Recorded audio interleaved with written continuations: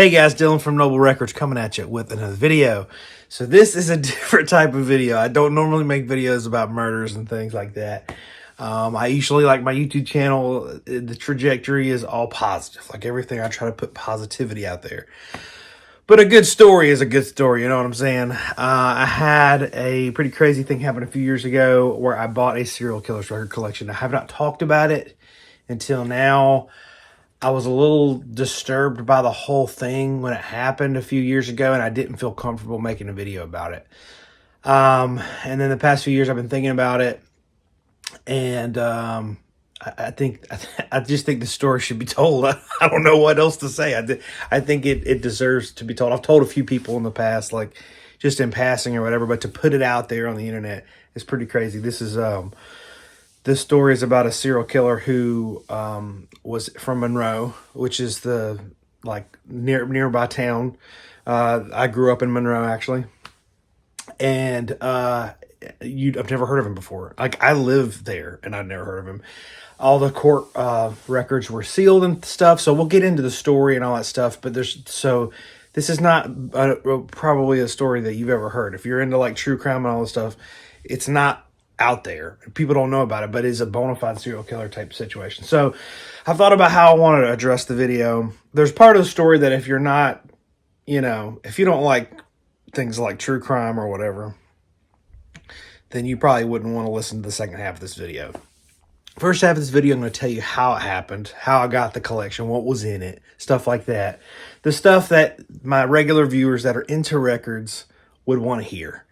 The second half of the video, I'm going to do a disclaimer then, like if and I'm going to try to discuss what happened, like who this guy was, what the circumstances were, and the information that I know. But I'll do the best I can. How's that? Before we get into this whole thing, hit that subscribe button for me. Leave me a comment, thumbs up, whatever. I like to engage with the community. I like to hear what your thoughts are. I definitely want to hear what you think about this video. Also, we have a record store in Matthews, North Carolina, where we buy big collections, recommend records. We issue things on our own label, all that stuff. Follow us on Instagram at Noble Records. Now, let's get to it. So, it all started, for me at least, it all started in the 90s with murdering some people. But it started with me. I was sitting at the shop. It was probably 2021. And I was sitting in the shop working, and I get a phone call. And this guy's like, hey, how would you feel about no pleasantries? Hey, how would you feel about buying a serial killer's record collection? And no hesitation, I would absolutely love to. Because first of all, I like to buy anybody's record collection. I love buying record collections. But also, when you buy record collections, here's a tip. The weirder the person, the better the records. It's just usually the way it is. Occasionally, a very normal person will sell you the record collection and it'll be good. But usually, the ones that have the best record collections are total weirdos. It's just the way it is. Like, I'm a weirdo. I get that. But, like, the peculiar, strange type of people that would maybe be a serial killer are probably, they probably would have some weird records. Weird records are more fun, You don't want to get a bunch of Barbra Streisand and stuff that everybody collects. You want that weird stuff, So I'm thinking, this guy, serial killer, right? Think about what a serial killer would listen to. I'm thinking, he's got some pentagram records, right? He's got to absolutely, serial killer 101, he's got to have some Danzig. He's absolutely got to have some Danzig record. Maybe, some heavy metal type stuff. I mean, he's got to have some Slayer in there. Come on, it's in the name. Maybe he's at least got to have some horror soundtracks. Come on. So I'm like, yeah, I'm all in. I'm gonna be there. So he said, yeah, I've got this record collection. And I said, how do you have it? Are you the killer? Like, who am I talking to here? And he's like, no, I've never killed anybody. But he's like, apparently what happened was this guy was a serial killer. He got busted. I think he got busted in 2006. And he said, and his house has just been sitting. And it's got a bunch of stuff in it. And they're trying to clear it out. The family's trying to clear it out. And so they're selling off his assets or whatever, and he's like, I'm giving whatever money I get to the serial killer's family, and I'm just trying to liquidate his house. Would you want to come look? And I was like, yeah, I would love to. I would love to come buy records or whatever. I did feel a little bit weird, I'm not gonna lie, about going into a record collector's house, but I mean, sorry, going to a serial killer's house. I did feel a little bit weird about going to a serial killer's house, but he wasn't gonna be there, So, anyways, I called my wife. I told my wife absolutely everything. And I was like, hey, I'm going to this serial killer's house to buy a record collection. And she's like, excuse me, what? What? And I was like, well, here's the story, blah, blah, blah. This guy, he's not going to be there. He's in prison for life. Spoiler alert. He's not going to be there. And she's like, yeah, I know, but you don't think people were probably murdered there? And I'm like, they're also not there. I don't know what you want me to say. The records are there. And we talked about it till I was blue in the face. She said no. My wife, she never says no. She never says, don't go look at this collection. She always, if I tell her I got a collection I want to go look at, she makes sure that I can go do that. She is an angel. I love her more than anything in this world. She will always let me do whatever I want to do. I don't ever have to ask her for permission, but I let her know, hey, are you cool with this? Like if it's something like this, I want to make sure that I talk to her about it. And she said, absolutely not. You will not be going over to a serial killer's house. Are you insane? And I was like, yes, but I would really like to. But I could tell that she was really uncomfortable with it. She was not okay with it. And so I have learned in the past, if my wife isn't comfortable with it, she has more foresight than me, and she also has more clarity, and she's not thinking about records, and she doesn't care, and she sees the situation, she's like, no. And so I said, you know what? I called the guy back. I said, I'm not going to do it. I feel weird about it. I'm not going to do it.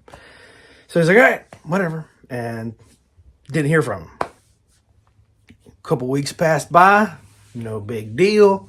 Guy pulls up with a pickup truck full of records. The back of his truck is full of records. No boxes, just a pickup truck with his truck bed absolutely full of records. He comes in. We unload the truck into the shop. We're looking through the records. And as I've got everything unloaded and it's all there, I'm looking through and he's like, oh, by the way, this is that serial killer's collection. And then boom, I remembered from a few weeks ago he had called the shop. So he kind of bamboozled me a little bit. It was still a records, but I wasn't having to go there. So that was kind of the biggest concern. So I felt that it was okay for me to buy the records because they were in my shop now. I mean, I don't really think that objects have bad voodoo or anything. I think, I guess that's a personal belief or whatever. Some people think there's some like old 700 Club video clip where somebody says they brought home like a demon possessed sweater. I don't believe in that. I don't think that really happens. I buy the records. And then like sometimes people will be doing this. They'll be cleaning out on stage or something and they'll say, hey, I know you bought all the records. Are you into vintage t-shirts? I've got some in my car. Or are you into guitar amps? I have some in my car. And so they have like other stuff with them. And in that case, if it's something I'm into, I'll look at it. And if it's something I'm not, I'll say no. Because sometimes it's like comic books or postcards or something I just have no idea about. So he didn't ask, but he just brought in a bucket. And the bucket had a ton of knives in it. And he's like, would you be interested in a bucket full of knives? I was like, no. Draw the line at that. Because he probably, no. Anyways, so that's kind of sort of me buying them. So what you want to know is what was in this collection, right? I hate to say it. I hate to tell you. There was no metal. There's one metal record, but it wasn't even a very, very good one. It was all like just so normal. It was just so normal stuff. It was like, it was Barbra Streisand. It was the Carpenters. It was unextraordinary things. The coolest things in there was probably a couple Johnny Cash records, I think. I'm trying to remember because it's been years. I should have taken a flip video, but I didn't. I was so weirded out by the whole thing when it happened. because then I started digging into who the guy was and all that stuff. But there was the strangest thing about it was that there were 6 copies of Michael Jackson Thriller. Don't know why. That was weird. But other than that, I mean, I would never have even thought twice about it. The only metal record that was in there was an Exciter record. I think it was Exciter, self-titled. Not particularly rare, not even really that exciting when it comes to metal. So as far as what was in the collection, it was a huge letdown. Like I said, I mean, it was stuff that you see every single day. Nothing rare, nothing cool, nothing exciting in any way. It was just kind of me. So I actually did keep one record out of the collection. Usually if there's like a interesting story behind a collection or something, I always try to keep a record just so I can have something to remember it by. So I had to keep one out of this collection just because it was such a weird story. But the one that I kept out of here was probably the coolest record in the whole collection. This is Mama Lion. Not particularly rare, valuable, or anything like that. It's okay, but really, really cool, like psychedelic blues rock, hard rock type stuff. This is a band called Heavy Cruiser. Fantastic. This is a much better record, I think. I mean, both records are killer, but this is even a better one. This is super heavy, like hard rock, a little bit progressive, I guess, but really just great hard rock called Heavy Cruiser. And this band is great. Kind of claim to fame, Neil Merriweather, if you know him. He's a bass player. Out of this world space rock type stuff. Great, great, great. And he's on this record, but this is the backing band for Mama Lion. So at the time I had the Heavy Cruiser record, but I hadn't really found a Mama Lion yet. And this is like an interactive cover. You can open it up and these are bars. So like a lot of times these are all ripped out and stuff. This one wasn't. It was in good shape. And yeah, so it's a really cool hard rock record. It's got female-led vocals. Lynn Carey is the vocalist, like real hard, gritty. Like if you like, Janis Joplin, you probably would like this. So very cool record. And that was the only one I kept out of there. It's the only really one that interests me. But what does that tell you? I mean, I don't know. Maybe some serial killers might have good record collections. I don't know. Imagine the Night Stalker. He probably had some good records because, he was into like AC/DC and like, and then you got like, Charles Manson, which, he had to have had a killer record collection or at least was into some great stuff because he put out his own album actually. And it's like acid folk, psychedelic type stuff. But anyways, all that to say, I don't know about other serial killers, but I think the thing to take away here is that, when I was a kid growing up, it was all like, the satanic panic stuff. Like if you listen to heavy metal or you listen to this, you're listening to that, you're going to like, Satan's going to infest your brain and you're going to, kill people or whatever. Not true. Actually, maybe you're normal and there's other factors and music don't play into it that much. I don't know. But the takeaway, it was a weird thing that happened. And as far as the rest of the stuff that came from this, I don't know what happened to it. I really was kind of frustrated with the guy because I really kind of felt like he probably called around and couldn't get anybody else to buy the records or couldn't get anybody to come over. And then he just kind of came and dropped them off because he wanted to get rid of them. I don't know. It was kind of it was just, the whole thing was so weird. So that's kind of the story of how I got the records. Now, who is the serial killer? What did he do? We're going to take a minute. We're going to take a break. Just take a break. So, as we're taking a break, I just want to tell you about some things that we got going on at the shop. I have a record label. We just released this, Underground Fire. It's a private press, psychedelic garage rock record from Monroe, North Carolina. This is one of the cool color. We have several color options. This one's called Subterranean Inferno. It's a really cool one that we have on our website now. We also have, we do exclusives. Our store does exclusives. So basically we work with other labels to get exclusive colors that you can only get from us. So, one of them that we're doing is Horse. We still have some copies of this available on our website and it is exclusive on green vinyl. Very, very cool. Love this album. If you like Deep Purple, Black Sabbath, hard and heavy, rock from the early 70s. These are all your jam. They're all great. Another one that we've done is Wizard. This one is crazy. Originals and copies of this I've heard of going over $1,000. Really rare, heavy guitar rock. Our exclusive color is this white and black splatter that you can only get that from us. Killer, great reissue. Another one is Samuel Prody, really heavy, a lot like Deep Purple,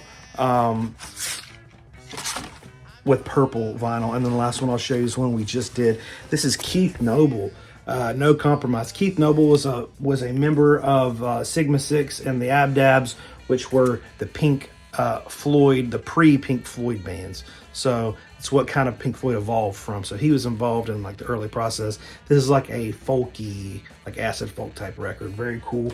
And our color on that is this marble gray. So if you want to support what we're doing, that's what we got. We have a ton of stuff on the website, like probably 10 or more records like that are exclusives that you can only get from us. Some of them are really low quantity. We're running very low on a lot of them, and we have some great ones coming in the future. So that's what we kind of do, try to discover music that a lot of people don't know, never heard of, and bring it back to light. So check it out. The website the link is in the description, and I'll have it pinned in the comments. All right, so for the second half, this is viewers' discretion advised. Now, I mean, I say that my usual program was PG. This is probably PG-13, okay? I'm not going R-rated with it, all right? I'm not going crazy. I still am trying to keep it a little bit under the radar. I'm not comfortable discussing gruesome things. I really am not, but I'll tell you what happened. So this guy's name was Scott Williams. Scott Wilson Williams was his name. He was from Monroe, North Carolina. He worked for the Department of Motor Vehicles. So I used to think that he worked for the DMV, but as I was like doing some research and stuff on it last night, I realized he actually worked like on he did like road construction type stuff. So he had a company truck that was a DMV, like not DMV, but Department of, I guess that is DMV, but a truck that had like the state seal on it, And so he would go around and work on roads and all that stuff. So that kind of gave him access to, even for work, drive around freely. But then also, like if he was pulled over in the middle of nowhere dumping a body or something, you wouldn't even really think about it. You'd be like, oh, that's just some guy, road worker, checking on a pothole. You wouldn't even really think about it. So that kind of gave him a lot of access. And that's what he did. He dumped bodies out in the middle of nowhere. But what he did was he would abduct women, murder them, mutilate their bodies, and toss them. Okay, that's a lot. So he killed 3 women, and he abducted 2 women and actually let them go. So like this all happened between like I think 95 and 2006. And one of his earlier victims in the like mid 90s, he ended up letting her go, and then in I think early 2000s he let another one go, and he was quoted saying something to the effect of, "I used to be your worst nightmare, and now I'm your guardian angel. I won't let anybody hurt you." And then he let them go. Very weird. But so they ended up catching him, and I'm not sure why. So a lot of the information, you listen to these murder podcasts, and they have like every freaking detail. This is not the way it is for this, because after the court case, the judge sealed the records, so there was no there's very limited details that that reporters put in the newspaper. But as far as like actual court details and like the case files and stuff, all that stuff was sealed. So we really don't know how he got caught, like how they suspected him or anything like that. We don't know if maybe one of the past victims came forward. I assume he told them not to tell anybody. Hey, don't tell anybody. But I don't know. But the weird thing is that, he got caught like 4 years after, something like that, after his, he let the last victim go. So just a super weird thing. And I don't really know like why they would seal the records. I don't know if it's a common thing or whatever, but I think that just for the protection of the family, like there's so many, even the details that are available are really gruesome and gross. So I imagine the family of the victims requested that the documents be sealed so where nobody would know what happened. But basically what it says is he would abduct women and then over that span, you know, he said he didn't mean to do it. It just kind of happened. I don't know. And then like it said that he he got charged with kidnapping, 3 counts of murder, assault, and like mutilation or some sort of thing. But anyways, he got 3 consecutive life sentences without parole. And yeah, so I mean, I think like some of the documents talk about, and you can look it up on, there's a website called Murderpedia, which is new to me. I've never been on there before. Scary place. No, I'm joking. It just like has all the newspaper articles of everything that we know of all these cases. So you can go on there and read it. I mean, one of them says that he admitted in court that he tried to cook and eat one of the victims, but he said he didn't like the smell. So anyway, I think that's as gross as I want to get with this thing, guys. So if you want to dig deeper, you can dig deeper. But for me, it's not my thing. My thing is the records, okay? But sometimes you find records in interesting, compelling ways, and it's like we're talking about, kind of crazy the way that some of these records come into the shop. So anyways, I hope that you found some sort of enjoyment in this video. Oh, I know they're like, if you're not into this type of true crime stuff, you probably would have been like, what the heck is going on? But as a story, I just thought I'd tell you guys. Hopefully it doesn't offend too many people. It's just the way that it is. But you know, it's Halloween. I figured I'd pull one out. Of the gruesome pile. I do have a few weird stories about weird collections I got. So I hope you guys enjoy this. If you did, hit that subscribe button. Leave me a comment either way. I love to hear from you guys. And we'll see you guys next time.